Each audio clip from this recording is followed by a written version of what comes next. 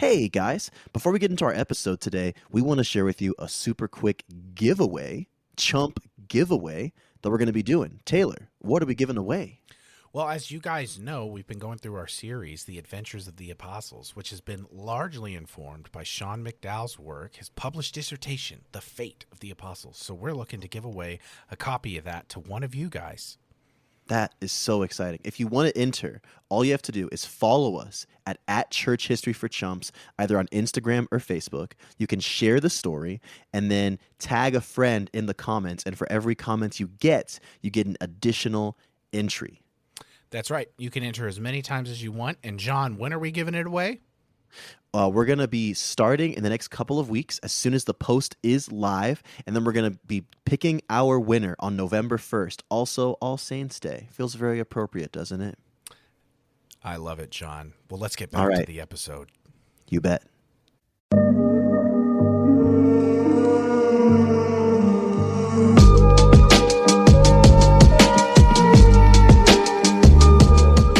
Hey everybody, welcome to Church History for Chumps. My name is John Simon, and I'm here with my good friend Thomas Duell. Nope. Different. Next, try again. Where's Thomas? Thomas is no longer with us. He died? Tonight. He's gone tonight. Oh, man. Yeah. You know, LM, one of the dudes in our Spotify comments, he was like, why is Thomas the one that misses? That made me feel kind of bad. I was like, is he kind of like, man, why can't John and Taylor take a week off? I know. LM's like, okay, all right. Dang, dude, I don't know. Are we the filler episodes? Absolutely not. No. When Thomas isn't around, people are just like, I'll wait till the plot starts developing again. Like I'll watch. I'll watch, but I'm gonna do dishes or crochet. I'm gonna tune out. I'm gonna tune out a little bit. Yeah. It's not advancing the lore unless Thomas is here. I know. Which is sad because it's probably true. We're not going to start like a new series without him. Thomas is traveling, dear listeners. Yeah. Near and far, abroad, some might say. Mm-hmm. Okay, so since we're already talking about Tommy, that picture he sent today was insane.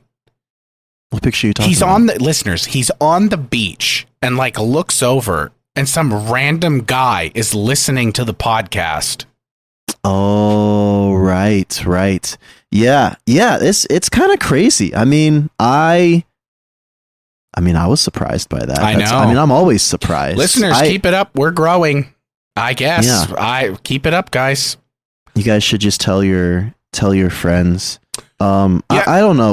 We want to do like more fun stuff, but I always get caught up in dumb ideas. Like I had an idea of like send the most obnoxious text recommending this show to somebody and then screenshot it and send it to us. But then I was like, we're going to get like 2 people to do that. Right. And also nobody wants to do that. Jackson would do it out of pure loyalty, but not because he wants to. Yeah, Shout out, Jackson. But you guys would have just heard the giveaway that we're doing coming up. So make sure participate in that. The post will be up by the time you hear this.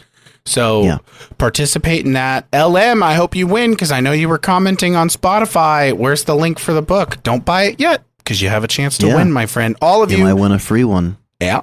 All of you have a chance to win. So we're excited. That's very exciting. Also excited because we're starting a new series probably in the next few weeks, and we need you guys to let us know what you want because we are currently between the top 3 series topics, one of which has long been demanded, which is the Crusades. We also have the First and Second Great Awakenings, and then the rise of the Catholic Church after the fall of Rome. Right. Which is sort of like post-patristics. So yeah, exactly. So yeah, let us know. I think we've gotten a couple votes for the Crusades and maybe one for the First and Second Great Awakening. No one's really interested in post fall of Rome church. Yeah, I don't know. Honestly, guys, what? That one's going to be really hard to research. So is it because there's Is it because there's not that much to? No, is there not a lot? There's a ton, but that's like when the East and West really start splitting. So I think we'd have That's like my favorite thing. We have to keep track of it, and then we're looking at us like honestly, if we did that series, we'd be going up all the way to the Filioque, I think.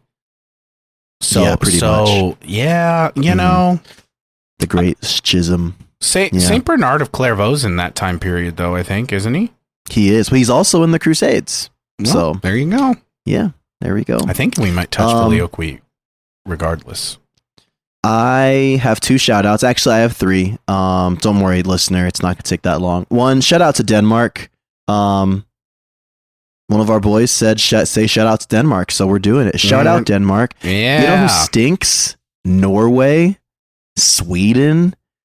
I was going to say Finland, but I have a good friend in Finland. Jacob, I don't think you're listening, but if you are, I love you, bro. But yeah, shout out to Denmark. And thank you, Denmark, for listening. We appreciate you guys. All of Denmark. Who's Denmark? No, I said all of Denmark. All of Denmark. Yeah, I'm sure they're doing great things. I bet their insurance is so expensive, but so potent. Okay. Bro, I think I could get a free like heart transplant out there. And I think that's pretty sweet. All right. Also, our friends from Singapore clarified that I think all chewing gum is illegal. It's not just spitting chewing gum on the sidewalk. So shout out Singapore, keeping it clean. I guess I can't say I've chewed gum in the past 3 months, but I still don't know how I feel about that freedom being taken from me. You're so American. The second somebody says you can't do something, you're like, wait a second, I love gum. What do you mean? I love guns and I love gum. Yeah. The right to chew gum. And shoot while I do it. That's right. Uh-huh. Yeah. And then my wife, even though I read a haiku that I wrote for her, she was very upset that I did not read the haiku that she sends to me with the donation, which is also very funny because my wife and I have the same money. It's just going out of hers and then back into mine. You paid for this donation. I did. Mm-hmm. I did. That's a nice gesture from her. She has encouraged me to read it. So John, my favorite person in the whole wide world, where is my haiku? Are you happy, sweetheart? It's good. Yeah. I will say this. Our offer for a whole sonnet stands. And Sam, if you're listening, this is for monthly supporters. You get a whole sonnet. Sam, I'm going to level with you, Sam. I wanted to chat GPT your sonnet, and I used it. Revolted. Yeah, I got some really good lines, and John Simon said, absolutely not. I'm going to put my heart and soul into this sonnet. And we don't chat GPT our episodes. My wife, Brandy, heard what I was doing and also said, you a new she one. was like, how dare you? Yeah. So she said you're giving them a Timu sonnet, and I think that's an apt analogy. Apt. Yeah. So, well, shalom, shalom, Sam. Your sonnet is coming. Well, guys, it's definitely as coming. you can probably tell from the title, we're going to continue our series, The Fate of the Apostles. I think we're going to knock out a whole 3 tonight. Isn't that right, JS? Absolutely not. That was the plan, and then it stopped being the plan. Now we're doing 1. You are actually the worst. Okay, listeners, if you haven't been keeping up, I got in trouble for doing a whole episode on just Philip. Look. And I gave you the last 3 who there's barely any text about. And you're like, okay, look, Bartholomew. Is it Bartholomew? It's not Bartholomew. Okay. Here's the thing, man. I just miss Thomas so much that I wanted to do an entire episode dedicated to his namesake. I felt like Thomas, if you're listening, and I know you don't listen to the episodes that you're not or in. Or listens to it on we like miss 4X. You, man. We miss you, and we hope that you come back. Yeah. And we're sorry for whatever we did, man. I know you keep saying you're traveling, but we know there's something else going on. He went to get a pack of smokes with his Christian liberty. Heard that before. I actually haven't. What the heck? All right. Who are we talking about, sir? That we're only covering one sir? Hold the phone. Hold the phone. Because here's the thing. You've been doing all these apostles adventures, and, the people have been clambering. Actually, literally no one has said this, but the people in my mind have been clambering. Let's see what John has to do about this. So let's get cooking. So I got a little cold open because you guys know I love a good cold open. I keep my cold opens hot out the oven. Here we go. Members of the Chump Nation, or students of church history, you're likely aware of two sometimes opposing, always distinct cultural groups that emerge in the early church: the Latins and the Greeks. They each have their own language, their own history, their own associated people and ethnic groups. Their own theologians. Just let me keep finishing. Go. When we consider the early church fathers, we think of the Latin fathers like Tertullian, Ambrose, Augustine. We think of the Greek fathers, Athanasius, Origen, the Cappadocians. Over time, these cultural, political, social differences between these two groups will inch by inch, mile by mile, kilometer by kilometer, drive them apart. And in modern times, now we largely recognize the Western Church as including the Roman Catholics and the Protestants, woo Protestants, and the Eastern Church as including the Eastern Orthodox. But here's something that may snap your mind in two, or should I say, three. Because the early church did not just include the Latins and the Greeks, and we should know this. The early church included the Copts in Egypt, like the Desert Fathers. There were the Ethiopian Christians, like our co-host, Taylor Treadway. But today, we're talking about Thomas. And to talk about Thomas, you have to talk about the forgotten little brother of global Christianity. A different language, different culture, different history, both past, present, and future. The Syriacs. Oh. And we've got a whole lot of mystery to explore today, boys and gals. So, but we're talking about Thomas. Thomas is our launching pad to talk about the Syriac church, or maybe vice versa. But let's start with, the good old plain King James Bible. Taylor, what do we know about Thomas? Well, we call him Doubtin' T. That's right, we do. The old DT, that's right. The dirty T, as we call him. Yeah. Yeah. You know what his name means? Thomas? Yeah. No, I was gonna. Yeah. I don't have anything. It's funky. It's not an easy dissection as far as Greek goes. His name is Didymus, which means twin, which is a very frustrating name to have because as far as the Bible goes, we don't know who his twin was, or even if he really had a twin. But that's what his name was. His name was Didymus, which means twin. He's one of the 12 disciples. As Taylor mentioned, he's in the synoptic gospels in Matthew, Mark, and Luke, he's only ever mentioned. The only time he has a significant place in a story is in the Gospel of John, which is twice. One is the very famous one where he's, I don't believe it, guys. I don't think Jesus really rose from the dead. And then, Jesus has to show him the holes in his hands, and all of a sudden Thomas freaks out. But that's a very big moment as far as all the disciples go. There's another story in the Gospel of John where the disciples are throwing a big fuss about going back to the town of Bethany because there's a lot of trouble brewing over there, and they think that it's close enough to Jerusalem where if they go, they might get in trouble because they're not a big fan of Jesus over there. And Thomas actually stands up. And this is why it's a bummer that he was called Doubting Thomas for one thing he said. Because another thing he said was, "Let us go, that we may die with him." That was Thomas speaking to the disciples. So, he didn't get brave Thomas after that. But of course, he's Doubting Thomas. So that's why you don't give people nicknames about bad things they do, guys. That's the moral for today's episode. In the book of Acts, he's really only listed one time. I think it was the first or second chapter, and he's just listed in a list as far as like listing through the disciples. It doesn't really say anything about where he goes, what he does, etc. And so we have two narrative instances from him that only come from John. Correct. Okay. Yes. And the first, just double checking. The first one is him advocating, let's go die with Jesus. Let's go die. And then the second one is, I don't really think he's back. Yeah, duality of man. Duality of the dichotomy of it all. The dichotomy of the twin, honestly. Oh. Yeah. I could write a book. I'm about to write a book, bro. Are you kidding me? All right. So yeah, that's it. That's all we get from Thomas in the Bible. We get a couple of stories.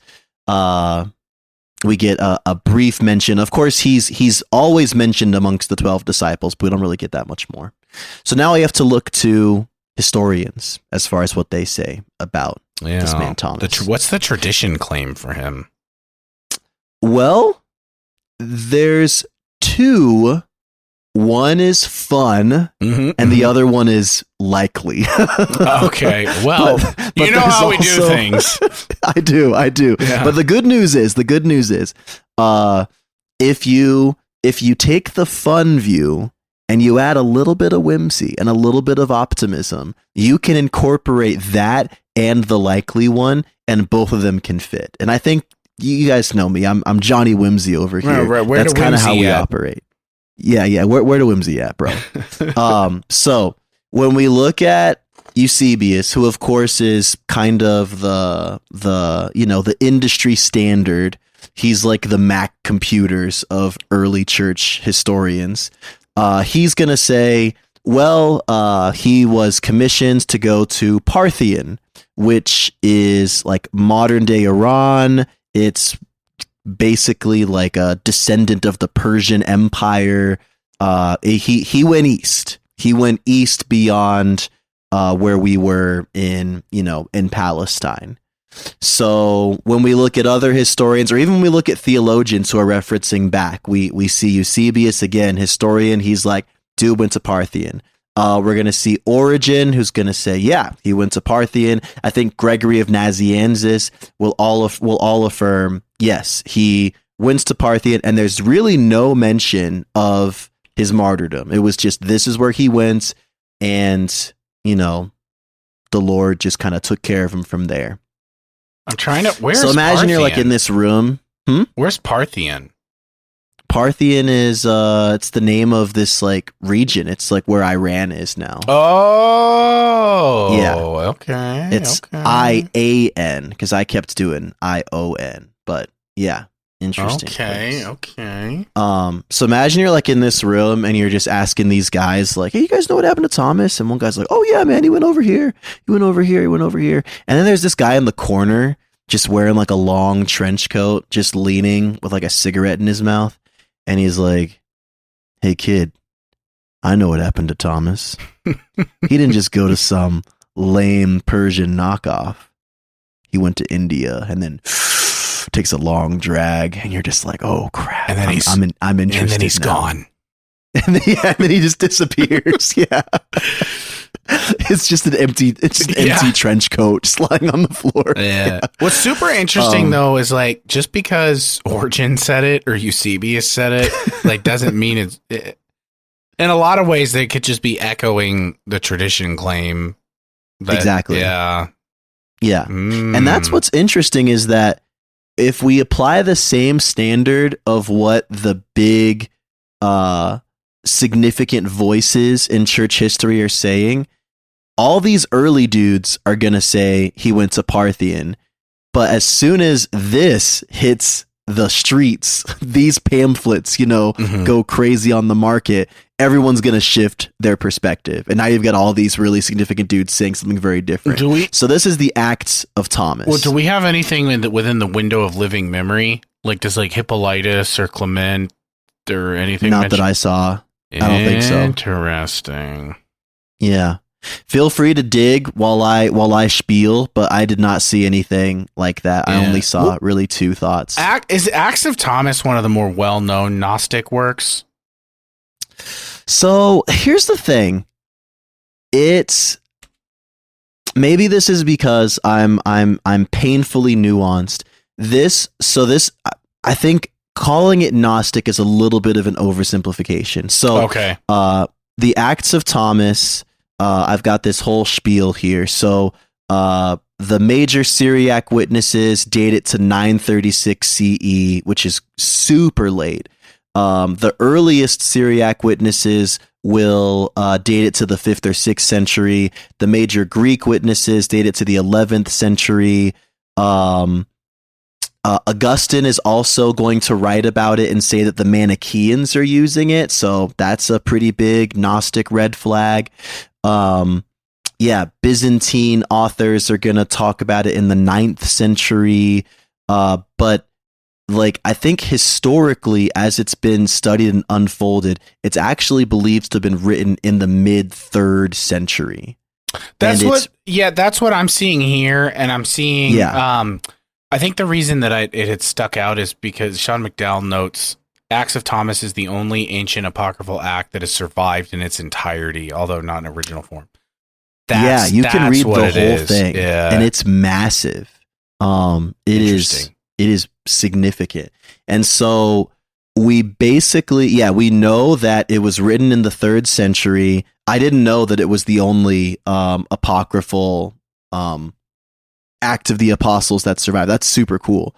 But it is attributed to the Christians in Edessa in the early to mid 3rd century. And now here's why I did that long spiel on the cold open about the significance of Syriac Christians in this time. Because here's what I think is important. And this is like the cultural context behind what makes this work so interesting to me. So, when you think of like the northern parts of the early church, you tend to think Antioch. And there's a reason for that. Antioch is the northernmost major C of the early church. Remember SEE, because we always love to say that.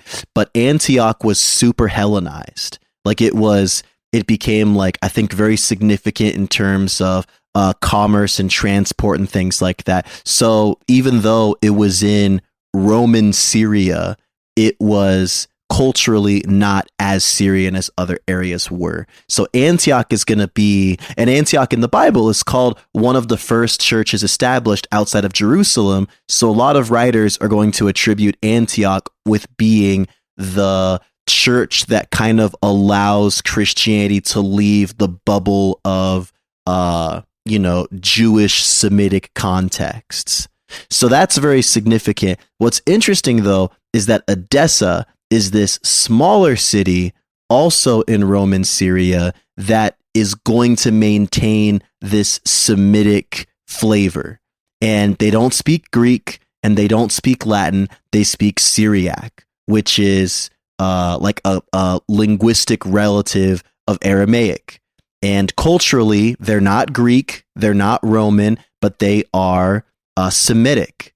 And what's interesting, and when you read from the Syriacs to this day, they will say, that's interesting. Do you guys know somebody who, I don't know, belonged to a Semitic culture and spoke Aramaic? Oh, is it Jesus maybe? So that's their whole thing, is they're like, oh, well, we've actually maintained the culture that is closest to the one that Christ actually lived in while affirming, Christian truths and things like that. And so, when we look at the cultural differences between and we've done this before on the pod, when you look at the Latin theologians, Tertullian, the lawyer, they want to look at theology like a Roman. They want the law, they want the logic. And then the Greek theologians, they're all the philosophers. They want the themes and the deeper meanings. But the Syriacs are going to have an even deeper, kind of more mysterious way of understanding the truths. And so they're going to have a very different cultural way of looking at things. And so getting back to the Acts of Thomas, that's why it's just a super freaking weird, kind of strange. And so to answer your question, yes, it's super Gnostic.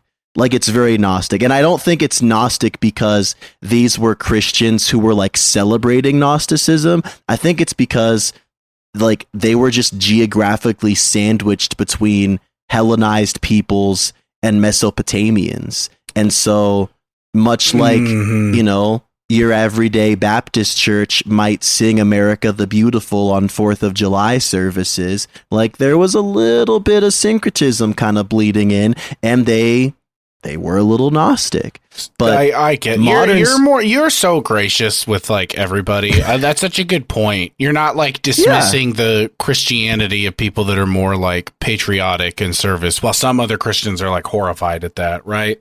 In the same, I mean, like if you can't understand it, then you're already kind of hurting yourself to do that. You're like cutting off your nose to spite your face, realized after listening back through the last episode, I realized something about myself. I realized I held a position that I don't know if it's entirely true or not. I have to be careful. Is I have just assumed that every pseudepigraphal piece is Gnostic.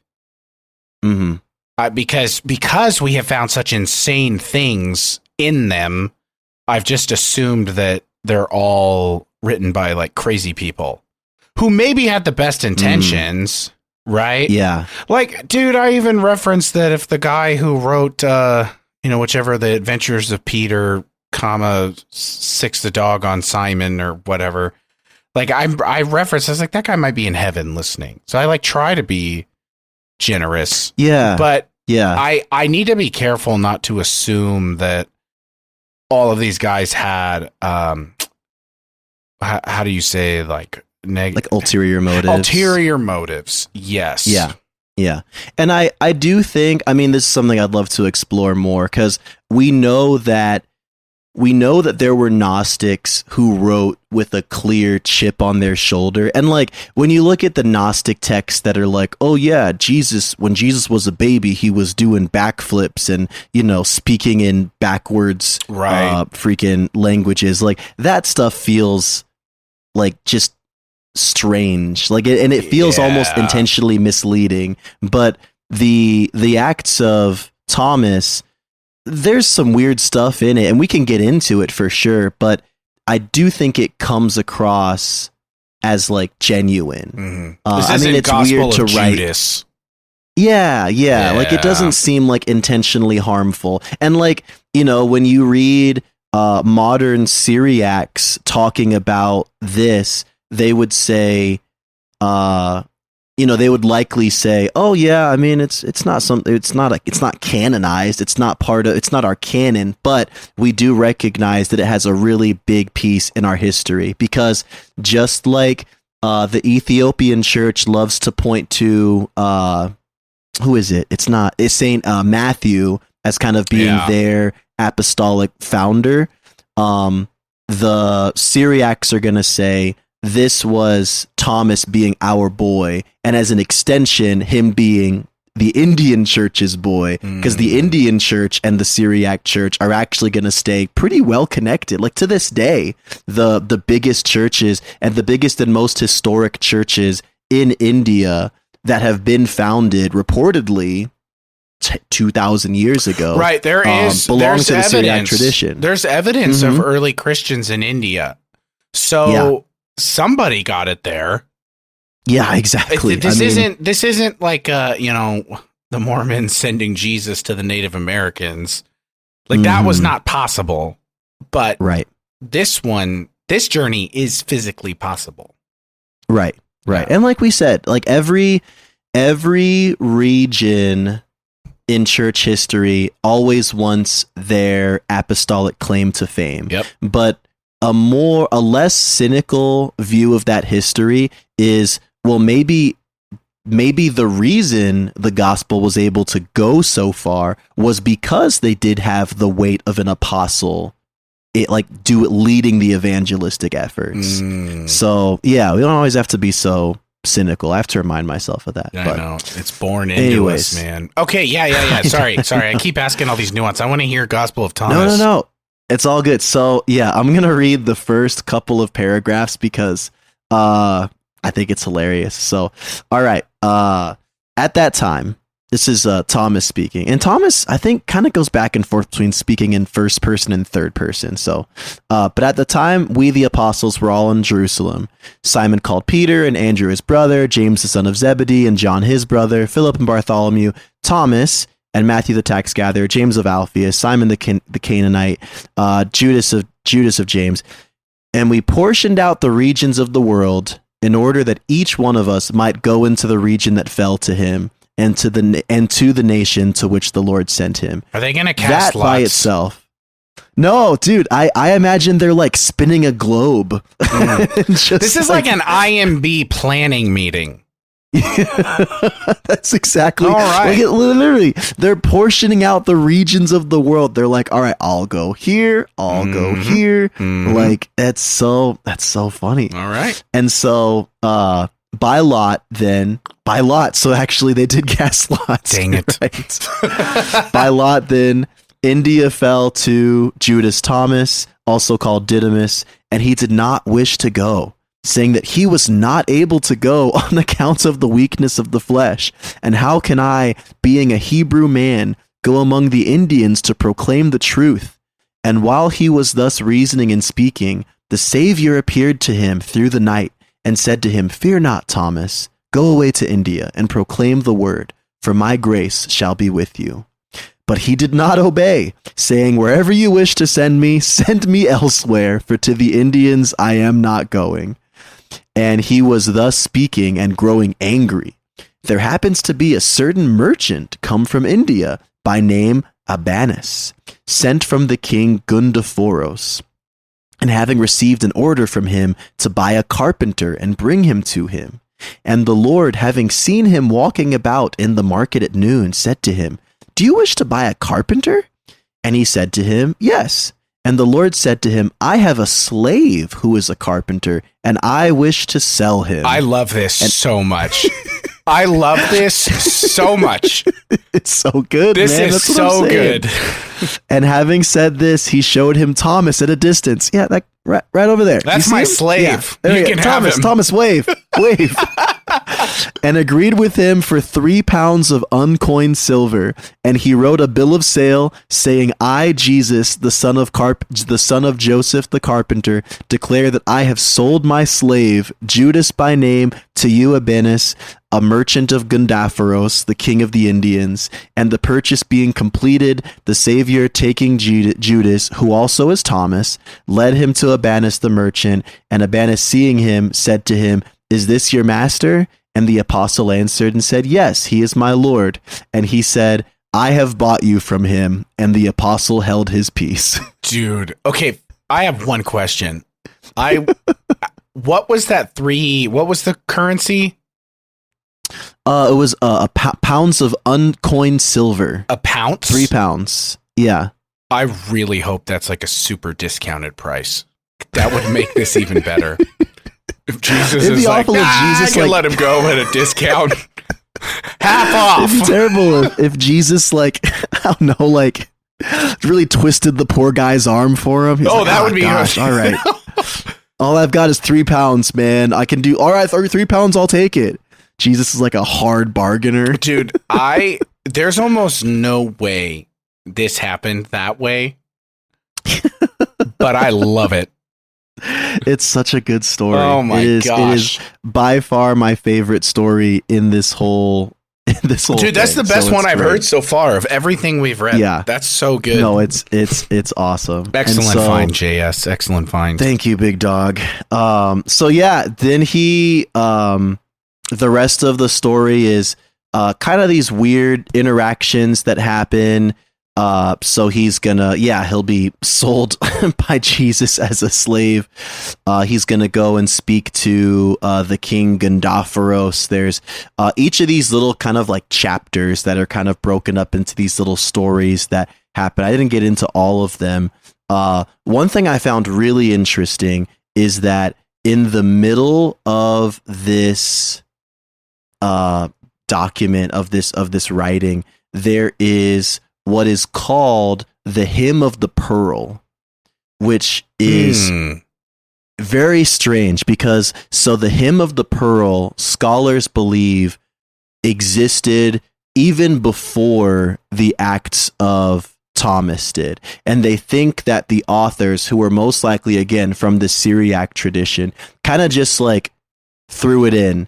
It was like, I think this is when Thomas is imprisoned in India, and he's just speaking to the other prisoners, and he just drops this this poem, which is an analogy, and it's actually really beautiful. And this is, I think, one of the things that the Syriac church treasures the most, because this hymn has this really beautiful, but it's a very simple story, but it's basically kind of like this little, I don't want to call it a fairy tale, but it's basically a story about a young prince who has to travel to this land to retrieve a pearl that is currently being guarded by this like evil serpent.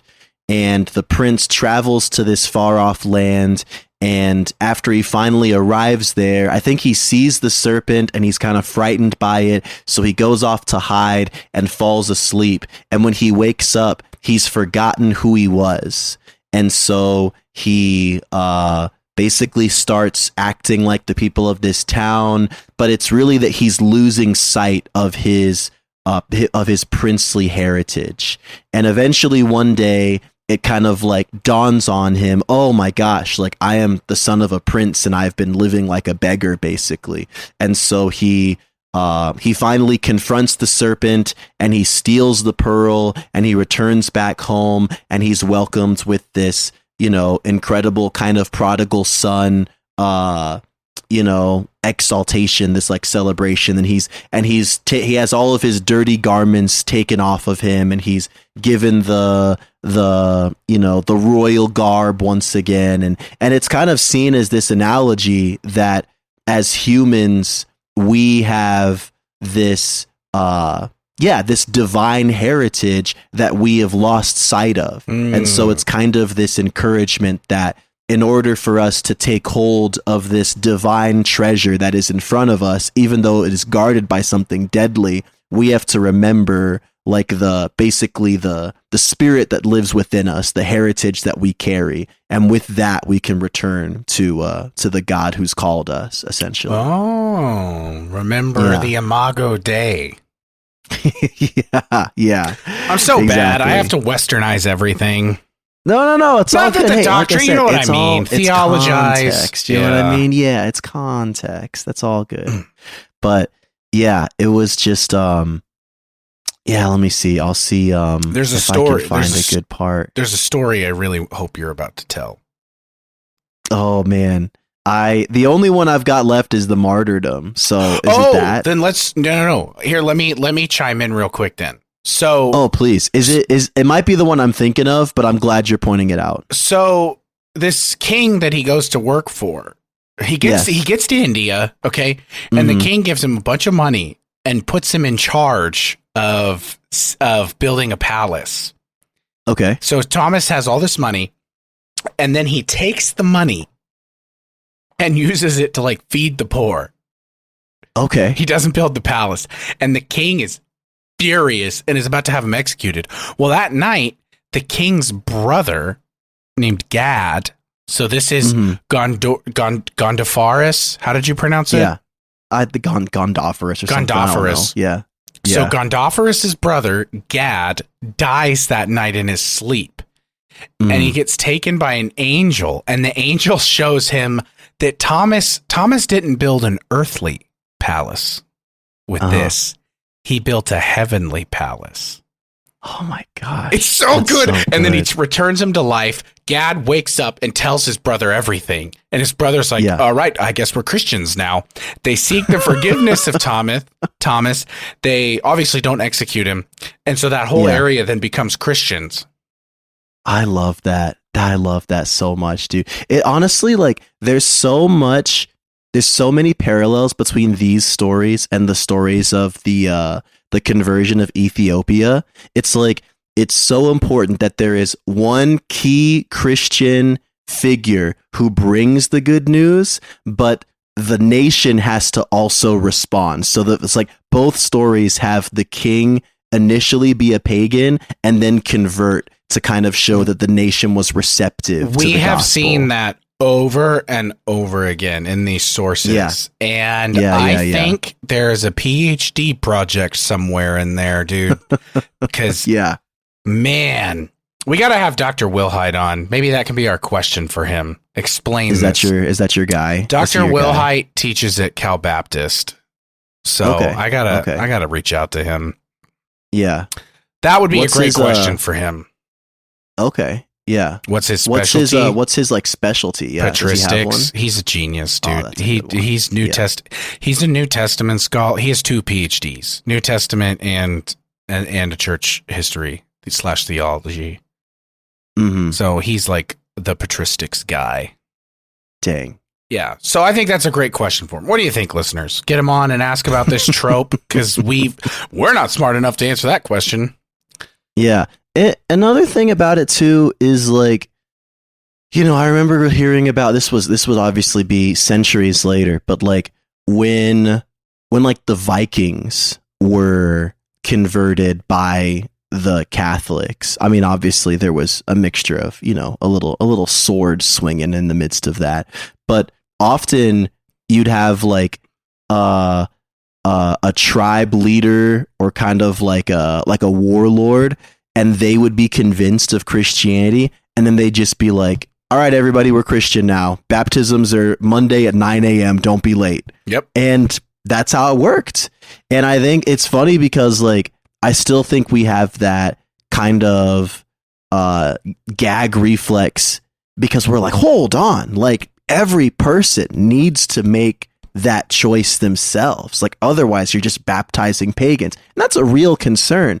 But that is also, I don't know, that's a really interesting, different kind of cool. Like that couldn't happen now. If Donald Trump said we're a Christian nation, baptisms are at 9 a.m., that's not going anywhere. No. Or if it was Biden or freaking Kamala.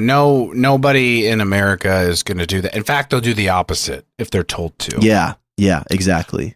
Dude, so this Western individualism that has evolved is so extreme, and I think that's why we can read these stories and kind of think, well, this is a little weird, because we are operating with such a foreign paradigm to them.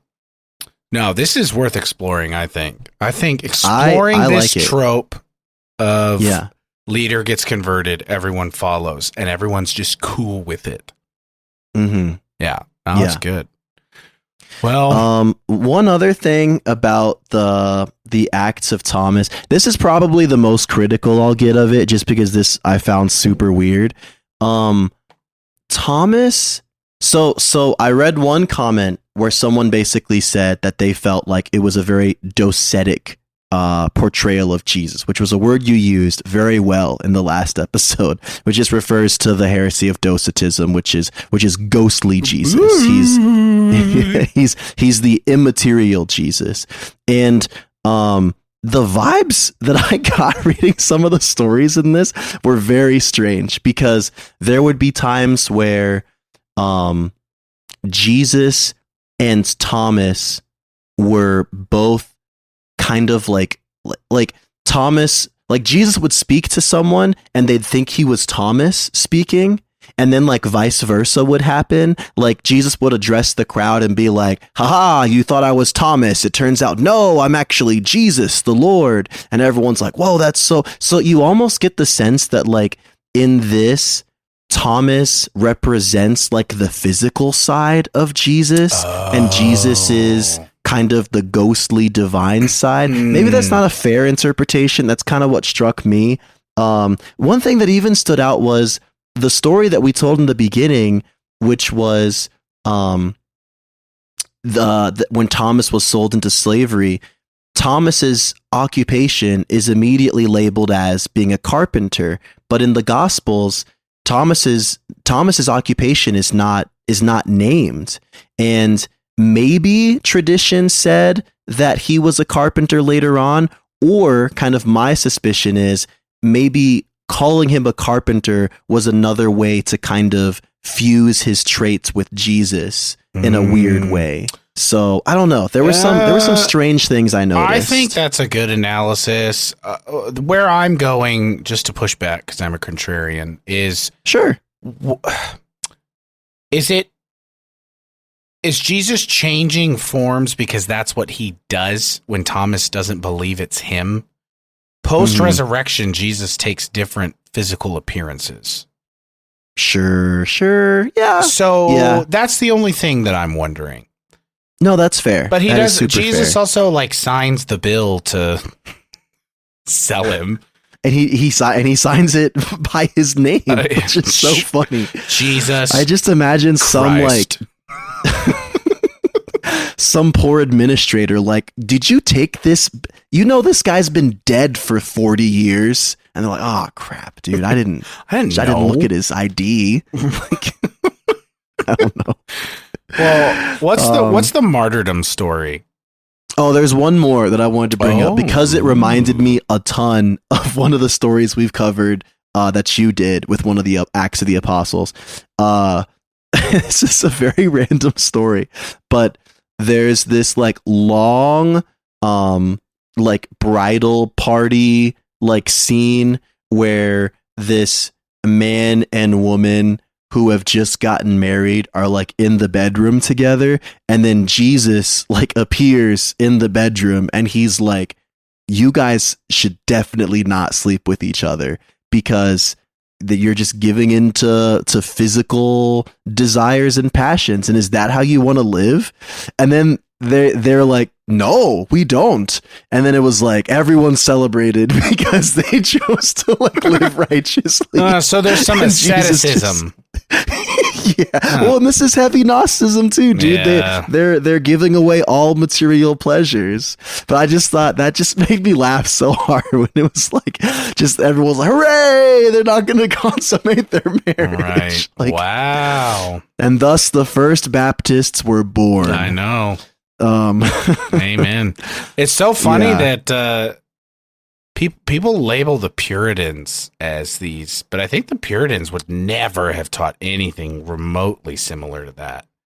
No, it's so funny if you think that Puritans were like the most severe form of asceticism that existed. Dude. It's like, dude, people used to stand on pillars for years at a time with like chains shackled to their necks. To prove that they could. To prove that they loved God and they didn't need any type of pleasure. Like, people used to starve themselves to death. What's the monk how much they loved What's God. the monk that lived up on the top of that pillar? Saint Simeon. Yeah. And everyone's like, Saint Simeon. I just imagine, Saint Simeon, I need wisdom. And he like shouts down like, because he's lost his mind.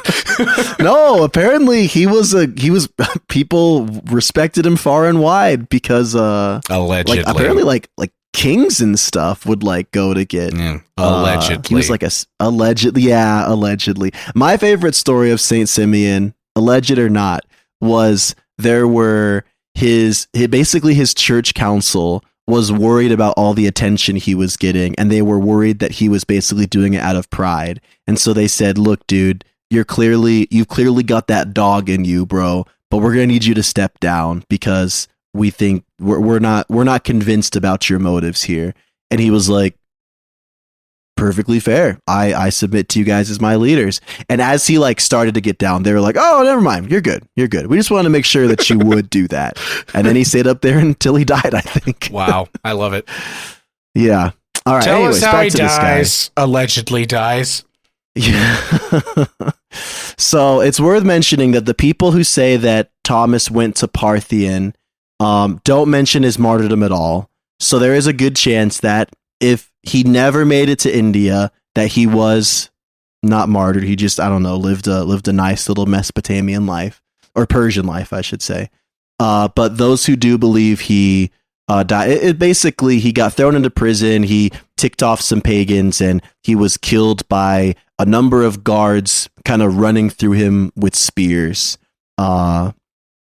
which is not crucifixion, but that there is some connection to Jesus's passion there, considering, Jesus was also speared when he was dying, of course. So yeah, not the most, like, I don't know. even in the Acts of Thomas, the way they talk about his martyrdom is very like for how much detail they put in everything else. His martyrdom is pretty matter of fact, and then it just kind of closes from there. So something to note, and we've talked about this before. Talk about it again. Is that just because it's written as a legend, it does not mean it doesn't contain an historical core. Oh yeah, I'm all about that. You know, think through.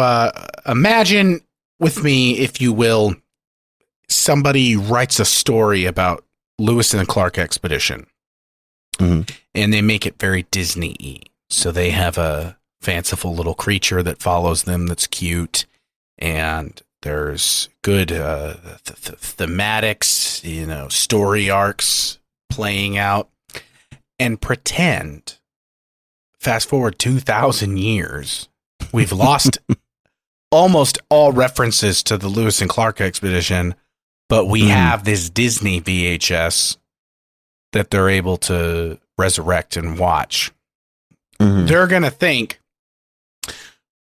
well, maybe Lewis and Clark actually existed, but there's no way that the beaver that follows them is, you know, there's no way the beaver is real.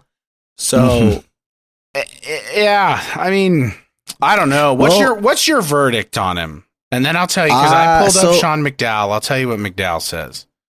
Oh, yeah, no, I love that. I can't wait to hear that. So when I got like shoulder deep digging through Ethiopian history when I did that episode, gosh, like 6-7 months ago, it was very clear that that whole tradition, their tradition does not hinge on the truth of their stories, but they really depend on them, and they have a lot of love and admiration for those stories. And like I said, so once the Acts of Thomas become more mainstream, I guess, you're going to hear from Ambrose and from Jerome, who are two non-slouches, that he went to India and was martyred there. And like you said, maybe that just means that the zeitgeist kind of shifted on what happens to him. I think he went to Parthian, and as he went through Parthian, I think he went through Edessa, which is where he had this big, impactful interaction with the would-be Syriac Christians. And I do think he went to India. He was always known as the apostle to the east. The question is, how far east did he go? And like you said, there's a lot, like there are so many Christians along that territory who claim Thomas as their guy. So I guess I really want it to be true, and I'll say, for the sake of whimsy, I buy it. Okay. But what does Shawnee Boy say? McDowell lands on more probable than not, and his main reasoning is there's no other competing tradition. That he went both? No, he went to India. Yeah. Let's freaking go. I love that. Yeah. He basically says sort of what you said. So you're in good company, sir. Well done. Love it. Now, where do you rank martyrdom? Where do I rank? Oh, like how likely? Mm-hmm. Oh, that's a good question. 30%. I think that everybody wants the apostles to be martyred. And even like, you know, we talked about with John having that conversation with Jesus where Jesus is like, you will have to drink my cup. So everyone hears that and they're like, crap, I hope this guy gets freaking martyred. Whatever. Thomas has the same thing. Thomas says, let's go with Jesus where he needs to go and let's die with him. So I think people want him to be martyred, which is why I don't think he was martyred. Hot take. Well, you and McDowell disagree. You said 30%, which would have been more likely not. He says more plausible than not. Okay. So there's no percentage attached to it. And it's sort of the same reasoning, lack of competing tradition. Sure. So, Okay. But this is just another example of one of the ones we don't know. We don't have a lot to go on. And the early church had to write stuff to get them martyred for their own reasons. And as we've seen, that has persisted all the way up to 2000s. 2,000 years later, people are still echoing it. Right. For sure. So, and I mean, even just logistically, he was in a completely pagan territory with a very, very young church that he was establishing. The likelihood of getting martyred it's not zero. It's not zero. I could see it. Yeah. You know that some scholars think Matthew and Thomas were twins because of the word Didymus? I didn't know that. That's interesting. Okay. Some scholars, I wouldn't even say scholars, there's some tradition arguments that he's the twin of Jesus. Whoa. Oh man, that would make the acts of Thomas make more sense. So I don't have any research on it. I don't hate that. I'm just reading quickly from McDowell. So as we close, and also wouldn't Catholics hate that argument too? Yeah, because it would imply that Mary had. Also, wouldn't that mean he was also like God's son? I don't know, man. We can't get into this. Can't get into That's what addendums are for. That's all right. Very odd. As we close. Yeah, as we close, remember you guys have a chance to win the book that we've been using for this whole series. That's right. The Fate of the Apostles by Sean McDowell. We'll buy you and ship you a copy. So that's right. You enter, signed by Taylor. That's right. With fresh Cheeto dust. Look, if I even had the slightest relationship with Sean McDowell, I care about the viewers enough. I would drive down to Biola and have him sign it. But I would just look like a crazy guy asking.